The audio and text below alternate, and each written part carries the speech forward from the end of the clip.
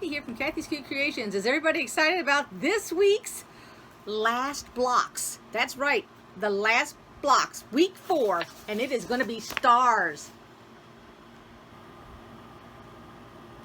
Let me show you the fabric. Here is our fabrics. We have A, which is our cream, KLJ, with the cream 7.5 by 7.5 inch square. Along with these, we're going to make all half square triangles. And we're going to make them just like we did in the previous, where we put the line on each side of the fabric, which I will go ahead and show you again, just in case this is the only block you're doing and you just tuned in. First thing you do is you take your fabric and you're going to flip it upside down.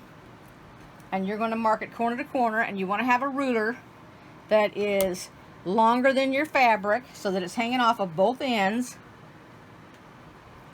And I take my ruler and I put a little bit to the left, since I'm right-handed. And if you're left-handed, you want to put your ruler on the right side. And then I will put dashes down the middle. This is going to be our cutting line. I'm just using a friction pin. You can use a pencil, because once you cut it, the marking will be gone and it won't show up on your fabric. And then I move my ruler over and I put it to the edge of the color that I just did. So I can see where my line is right down this ruler here. And now this one, I make a straight line. And this is going to be my sewing line. And then flip it over. And I do the same thing. And the reason that I'm putting it next to the line instead of on the line is that the pencil mark itself takes up some space. And we will be squaring these up once we've cut them all apart. And I'll show you that also.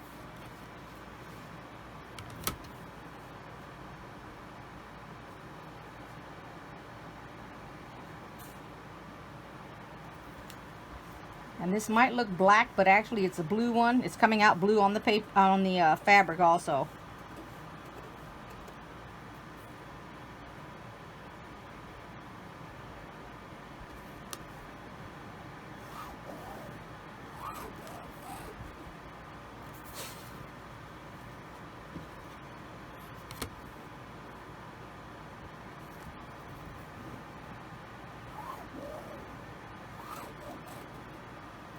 And this is what you should have when you're finished. It's all marked. See that? Now go ahead and do all of yours, and then we're going to put them together. You put the right sides together.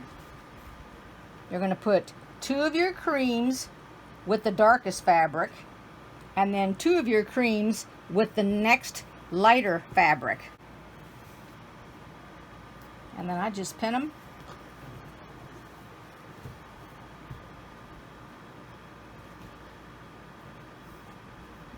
And I just pin it one time. I line it up the best I can and just pin it once. And then I'm going to chain stitch them.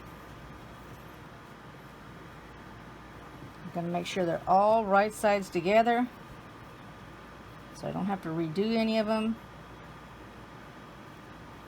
And they all are. When we get done cutting all of these apart, we'll have 48 different half square triangles. And then we'll be able to make our star. Now I'm just using white thread, just like I have been through this whole thing. You can use any color you want, and I'm sewing right on the line. And I'm going to go down this side. I'm going to grab another one, pin out here, and then I'm just going to continue and do all of these blocks. And since you're not beginning right on the tip, you shouldn't have a problem losing your tip down inside of your machine, because this is off of the side.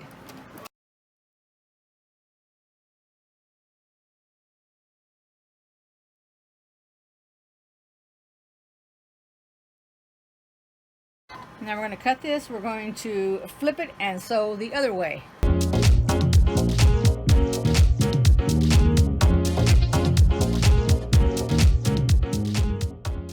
Now we're going to cut them all apart, and then we're going to do the other side.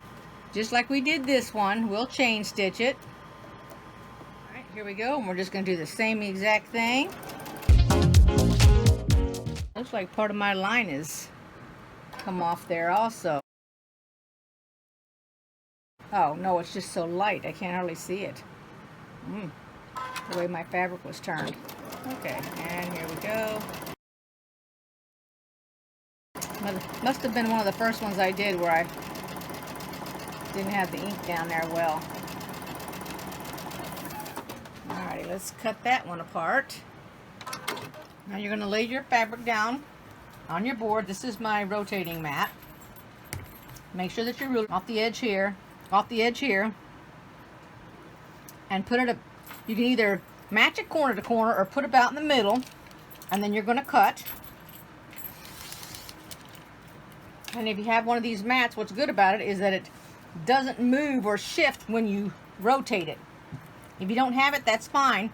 Slowly rotate your fabric and then do the same thing. Cut down the middle. That's going to give you 4. We're going to set them aside and we're going to do all of them like that. Now let's say you don't have a mat, but you have one about this size. This one actually moves, okay, and I have it on another mat, so either one. If I took my pink one away, I have a gray one down there.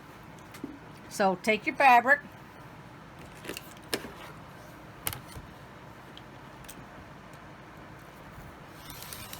make your first cut, take your mat, turn it. They haven't moved any. Take your ruler and make your next cut. And there you go. So like I said, if you don't have a rotating mat, and a lot of you may just have a 12 by 12 mat. It doesn't even need to be a rotated mat. I mean a rotating mat, not a rotated. So let's just keep doing them. And then when we're done, we're going to iron them open. I forgot the last step, so I pulled this back over here. I was supposed to cut this again. So this is how you do it. If you just did what I did and you split them all apart before you cut it one more time, take your ruler. Now I have this laying straight away, as straight as I can. I'm going to take this smaller ruler now, and I'm lining up the bottom because I'm getting it square. And I'm moving it over so that I can see where it will go through the 2 pieces of sewing that matched up there at the corner. This way you know it's correct. And then setting aside. Again, I just laid it out flat. Took my ruler. Got it squared. And by squared, I mean I had it come along the bottom of the fabric. Moved it over so that I know my rotary cutter will go through the tip of where the 2 pieces have been sewn together, and then that's my half square triangle, and I'm going to iron them all to the dark side. Now when you're all done ironing them, they're going to look like this. You'll have them in stacks, and now I'm going to show you how to square them up. They need to be 3 by 3 because that's the color of the other pieces, which we already have set aside, the creams that are in squares. So let's get started. Now the way that I do it is I always take off a little bit. Now I'm going to go ahead and get a square ruler because I want to use it instead of the rectangle. You can use this if you want, but I'd rather go smaller, and I'll show you why. I like to use the square ruler that's a little bit bigger than the entire square when you start out downsizing it and squaring it up, because I want to take off the least amount of fabric. It's going to end up being a 3-inch, which is like this, so I'm going to go up as far as I can. You keep your diagonal line, the 90 degree, right down the middle where your 2 fabrics met, and then I take it off to the side. I rotate it and take it off the top. Now along with taking your tip off, it took off a little bit in the beginning of squaring it. I go ahead, I rotate it the rest of the way. So now I have this little tip on there. I put the ruler back down, and now I go to the 3. So it's 3 on this side and 3 on this side. And I keep it diagonally down this line because you want to make sure the fabric is the same on each side.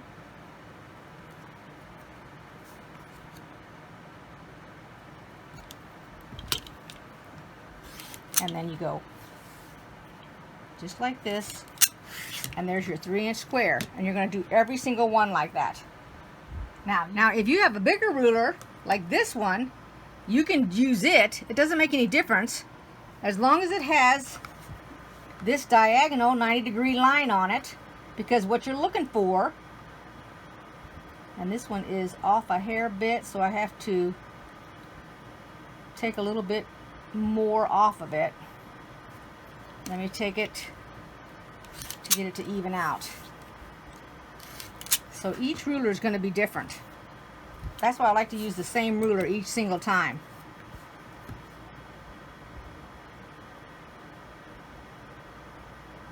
There we go.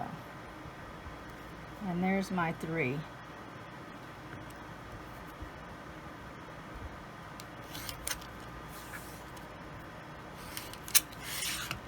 Okay, so you guys go ahead, cut all of yours. When they're all finished ironing and opened up, you'll have that right there. And now we're going to build our star. We want a white one in every corner. That's just an estimate. And now we're going to take one of these here. I'm going to go upward with it like that. And the same with this one. Up with it like that. So that's that one. And we're going to go on the next row. We're going to put this going upwards. And then we need 2 of these. And I want the... Okay, I have this one going the wrong direction because these are going to meet here. This is what you're looking for. And this one's going to go that way also. Okay, so this is like flying geese coming towards each other.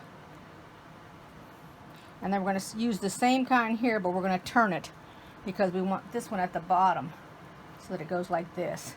You'll have, well, that's wrong. Okay, hold on here. It goes like that.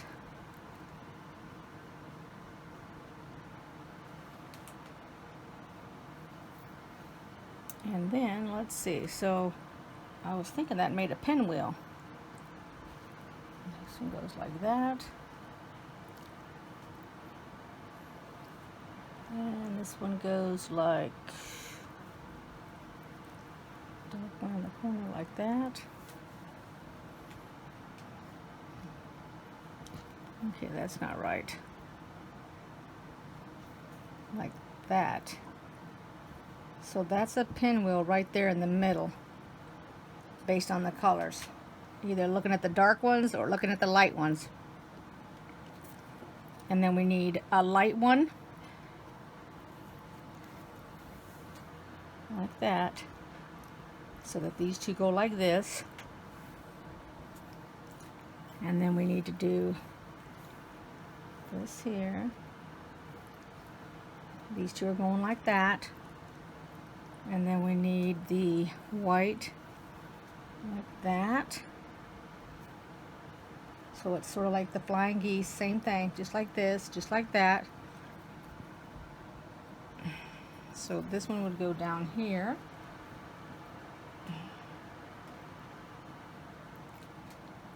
Nope, the white goes at the bottom, sorry. And actually, this one goes over here, facing upward, and then this one goes facing upward like that. Like that, because we have this design there. So we have this design, that design, and this design. So just look at the way the design is and you won't have it wrong. And then my little one screwed over there. So that's what our block's going to look like. And we're going to make 4 of them. So what I'm going to do is we're going to go ahead and we're going to make this one, and then we will make the rest. But what I'm going to do is go ahead and stack them up like this.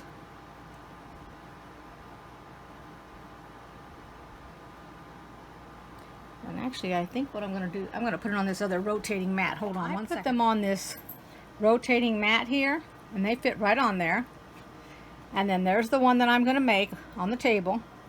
And then when I'm done, I will do all of these, and I'll just pick one up at a time and do it. So let's go ahead and do this, and we're going to do it row by row. So the first thing we're going to do is we're going to put those two together. And the reason that we put these together is that we have to nestle these. So since these are both going the same direction, I have to take one and iron it the other way. So I'm going to do it with this one here because it's the lighter of the two colors, because we need to nestle like this so they'll match up. So let me iron that first, and then I'll be back. Now, instead of putting my pin way up here at the top, I don't want it to interfere with my foot coming across, so I went down a little bit. But make sure that you nestle these two so that when they're sewn together, they go right across each other. Now, when I went to start on this second row, these middle ones actually were ironed correctly, so they nestled automatically. I did not have to go back up there and iron them.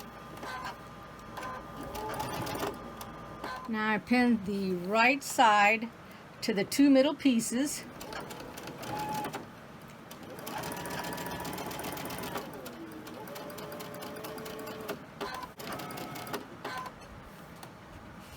Now it helps to have all these pieces laid out like I laid them out on that other board, because then if you pick it up and you do it not out of order, but if you flip it on the wrong side, or you sew it from the bottom and then you're not sure that you've got it right, you can look back. Or you can look at your picture, either one. Again, when I went to grab this piece to nestle, it was ironed the correct direction, so I didn't have to fix this one. Looks like it might just be those outer pieces. I'm not sure. I'm working on the inner ones right now. And just like before, I'm going to do the right side and then the left side. Now, if you guys had wanted to make yours different, didn't want to do all these half square triangles, you could have taken that middle where we're doing the pinwheel. You could have just made that one square. I've seen the stars like that before. When I had to go and nestle these, I had to iron one of the two because they didn't match up.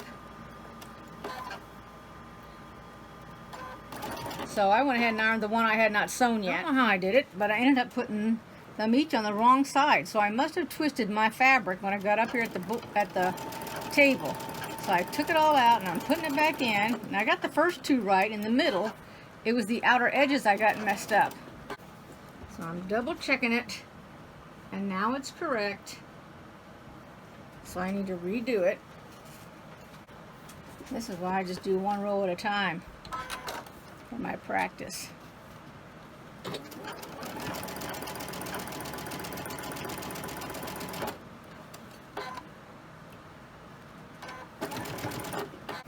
Okay, now it's correct. And then we'll do the last row, and of course that's the one where I'm going to have to iron it.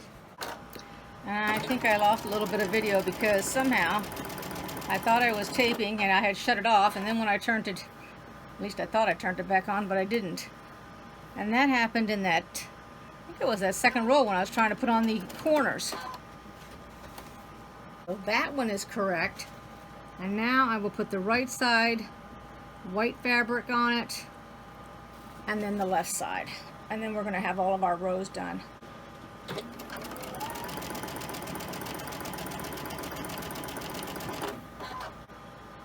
And the only places that I'm pinning on this is where the part could flip over on me. Otherwise, I didn't pin anything else. We will take a look at them. This is when you're going to be double looking. So here's all of our rows, and now we're going to put one row to the other. I am going to iron them. I'm going to put the first and the third row will go one direction, and the second and the fourth row will go another direction, so they all nestle up automatically. Now this is where we want to make sure that we don't take our tip off. So I'm going to get my marking pen and my ruler.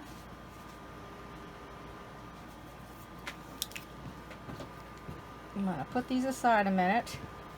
I'm going to take this like that. This is where we're going to mark a spot right here so we can make sure we don't go below that. We'll draw a line on each side.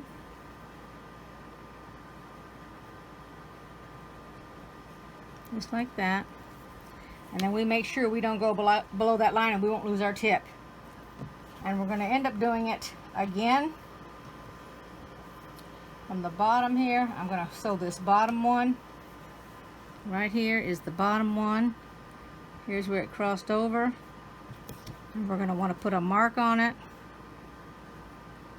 Everywhere that there's one of those seams that meet where we nestled, that's what we want to avoid. And we will sew both of these sets right here. This is the top and this is the bottom. Now, not only is there going to be one here in the middle, there's going to be two on the other side. There's one, and down here's one. So I'm going to go ahead and sew just the middle, flip it over, and sew the top all the way down on both of these pieces. I went ahead and I marked them all. You can either mark them all or not. It's up to you. So I'm doing the middle piece first, and I'll start off above the stitching line. No locking into place or anything, just come up to it.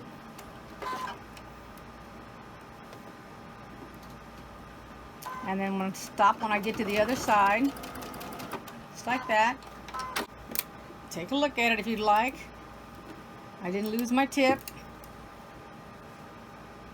So I'm going to go ahead and start in the middle and work my way out. So I'm going to go right on top of that other line. Whoops, hit the wrong button there.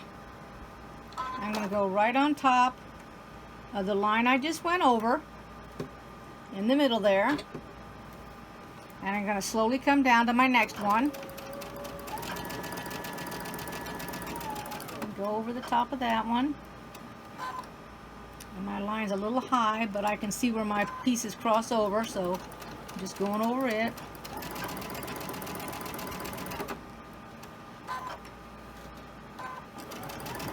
And I'll go right down here and start at the beginning as if I hadn't even begun yet.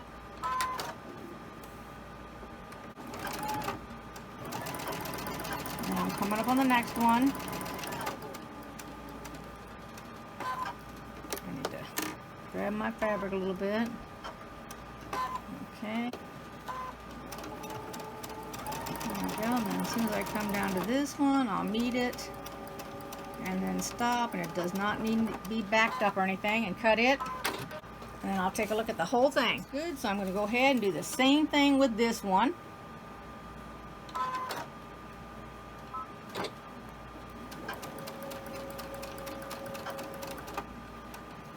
Come off the edge a little bit. There we go. Stop.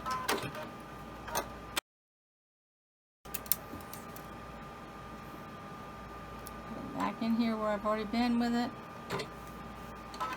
Come down to this one.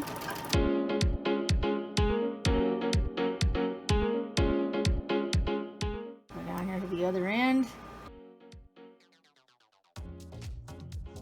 I always mark a little bit high so I've got extra room to come on the left hand side of that. There we go. And I'll cut all these scragglies here in a minute. Come up to the middle of that and just stop. And take a look. This is what it looks like before we put it together, and it's all correct. I'm satisfied with the pieces that came together here. I didn't lose any points or anything. So now we're going to put this row together, and we're going to have to do the same thing we did with all the marking. Now we're really going to have to pay attention because we have, let's see if I can show you here. We have this here, which is meta point, right here, and also on this side. So I am pinning these first, like that. Let me turn this one to the left.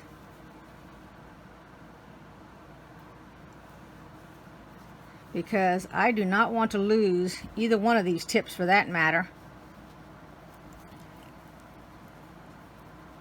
And they both have to go to the right with the fabric to avoid missing it. So it's better to figure out where it is and put our mark on it right there.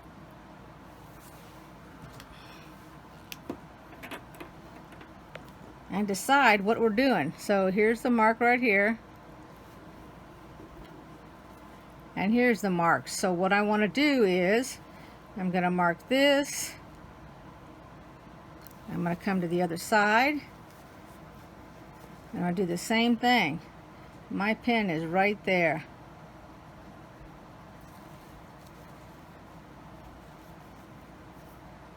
And so if I mark it, I'll have it sticking on both sides. So let me go ahead and mark that up. This is what I'm doing. I'm taking my marker, and here's the spot that I want. So I'm going to go all the way off,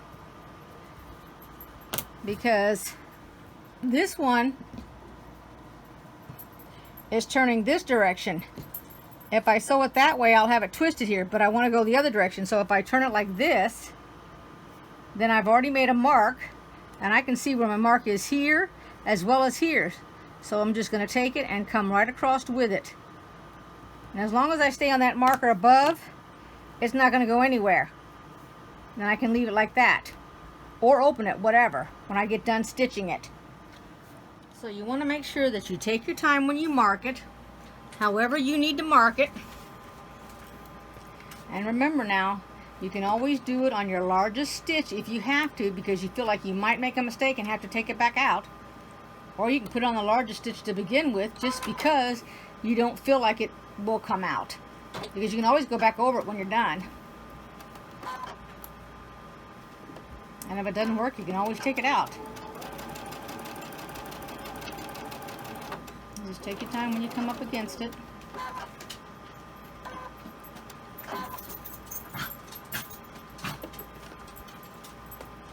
And I'm slowly helping it over this big bump. There we go. And then here comes another one. Once I got it in there, take the pin out, give it a little help. And it's not the end of the world if you take your tips off, okay? Not when you're doing a project where you can't see it and it's blind on you here.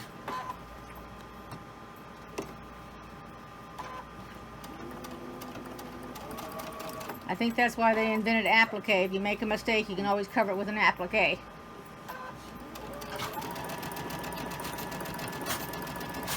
Let's take a look. There you go. And I could have gotten closer on that one, but I am not unhappy with it. I think that's great. That is our first block. Go ahead and finish the next 3, and we'll have 4 of them completed, and that will be all the blocks for the entire quilt. And I'll be right back. Go, the last square done and on the design wall. I'm going to go ahead and put the stack on here too, but I just wanted you to see what that one looks like. Here they all are on the design board. All the blocks.